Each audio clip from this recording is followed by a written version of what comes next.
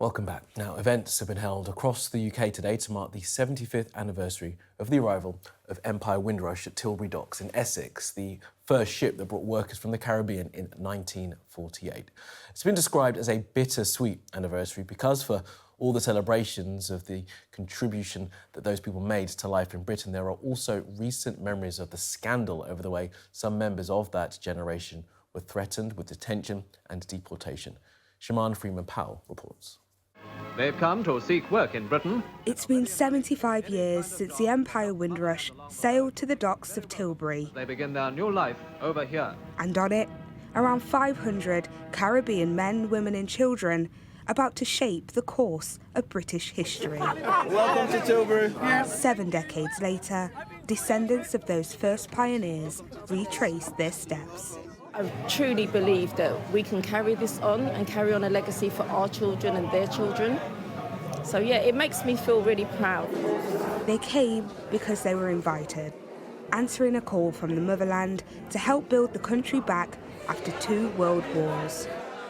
Those that are here today. Umze Deepas was among them, a veteran who moved from Jamaica to Bristol in 1968, and today he's celebrated from an event in Wales.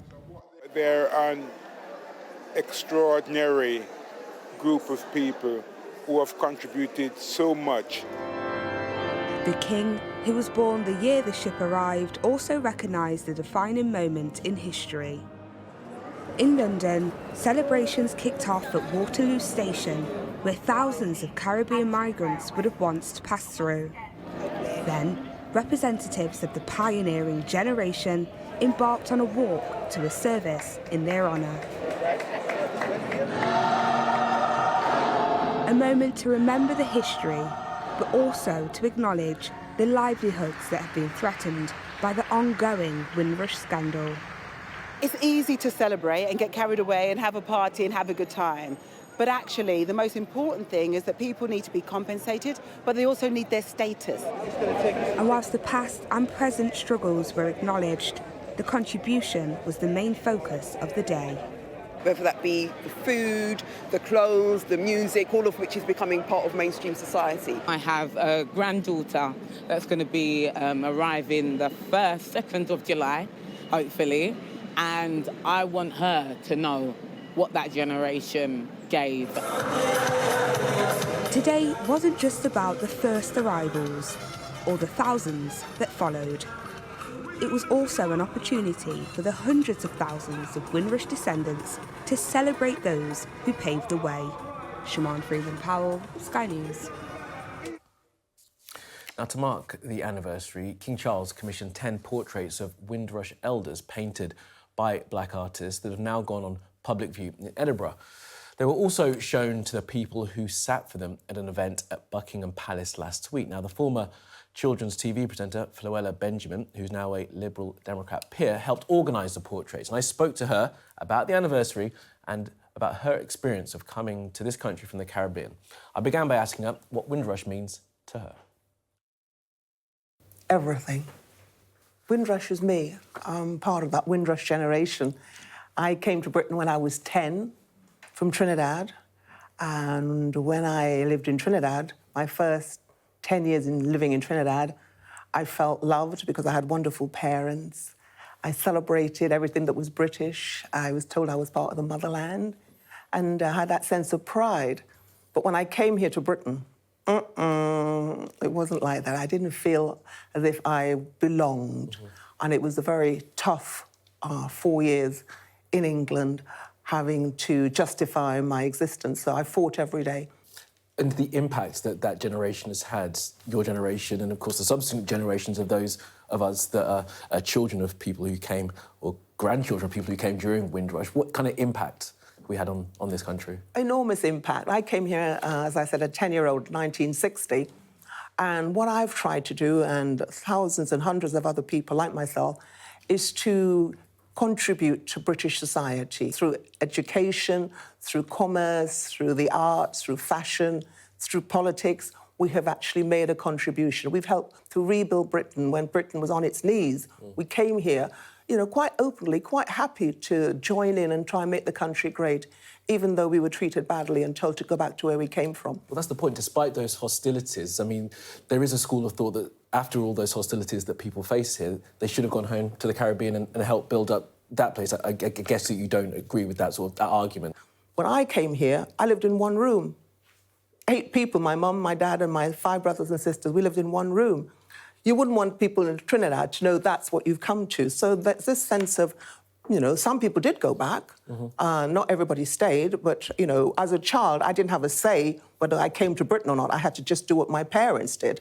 And I came to what I thought was a land of hope and glory. And so growing up here in Britain, I decided to play my part here. But I've also played my part in the Caribbean. When I worked at the Windrush Monument, I was in charge of putting up the Windrush Monument at Waterloo Station. And I made sure that Caribbean people were connected with that.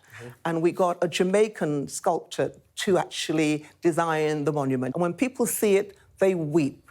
Because some people who are now here, they were what I call the left-behind children. They were rejected. And when they came to Britain, they thought they would be embraced, but again, they were rejected. So when grown men in their 70s, in their 80s, when they see this monument, they weep. Because now what Windrush 75 is doing is allowing people to tell their story, untold stories. And that's why I want to celebrate both the Caribbean and Britain. And the King, in fact, I think he understands this too, because he asked me to chair the Windrush Portrait Committee because of the Windrush Commemoration Committee. He asked me to chair this committee, and what he wanted to do was to commission 10 portraits of Windrush elders, and they're all over the age of 90. I chose the people who were to be, because it's very hard. There were so many people who made so many contributions. It was difficult to decide who should be chosen. But we thought if they were over 90, you could say we're celebrating Windrush nobility. We're standing on the shoulders of people who've done great things and paved the way for us in the future. With the King now, what's his feeling as to how important this moment is for the country? It's terribly important, because he asked me to chair the committee when he was Prince Charles. And when he became king, I thought maybe he didn't want to do it anymore. But no, he was very much part of it. We decided that all the artists should be black artists, because we want to actually highlight the talent of black artists that we have. He asked me, am I doing the right thing, Floella?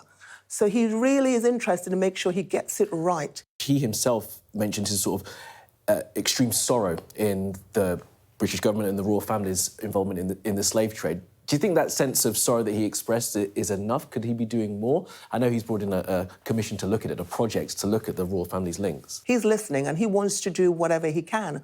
But remember, it's the government who's got to make those final decisions. He can say what he likes to say. The people who actually make those real decisions about reparation, about slavery, about how we make those changes, is the government. So we look to the government, and what I say to black people is vote.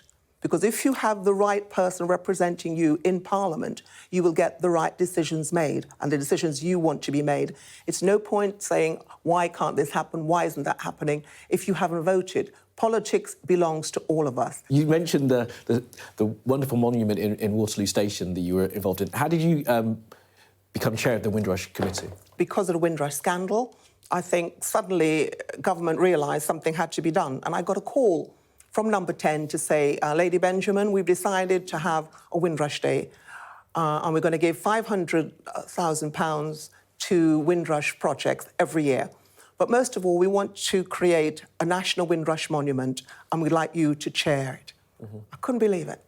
To me, it became a labour of love, because I knew how many people had suffered the indignity, the hatred, the violence, the rejection, because I have suffered it. I've been spat upon. I've been told, go back to where you've come from.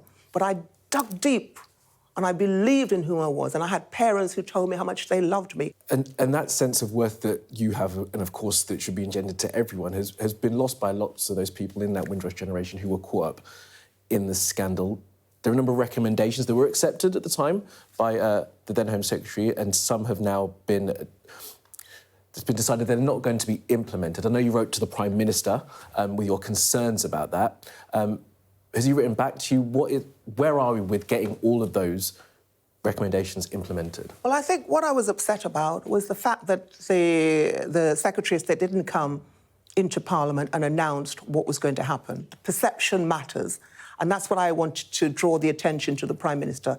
He did write back to me and he did say, you know, there are things going to be happening. But I still felt that he and the Secretary of State should have gone to the dispatch box and explained to the House, to the country, this is what's doing. Because white people got upset about it as well. Can they be trusted to make sure that those recommendations are implemented? Well, I'm just hoping that the right people get around that table. That's why I say to black people, you have to be sitting around the table to be part of the decision-making process. If you remember when we had the Euros and the 3 young men missed the goal, Marcus Rashford's mural was defaced, and it was white people who went there and cleaned it up and said, leave Marcus alone. Now we have the whole country standing up for justice, for equality, for the right equality, for the right thing to happen. And when everybody listens, and that's why Windrush Day is so important, that's why the 75th anniversary is so important, so we get the whole country to celebrate. Your optimism is infectious and you've achieved so much. Thank you very much for your time. Thank you.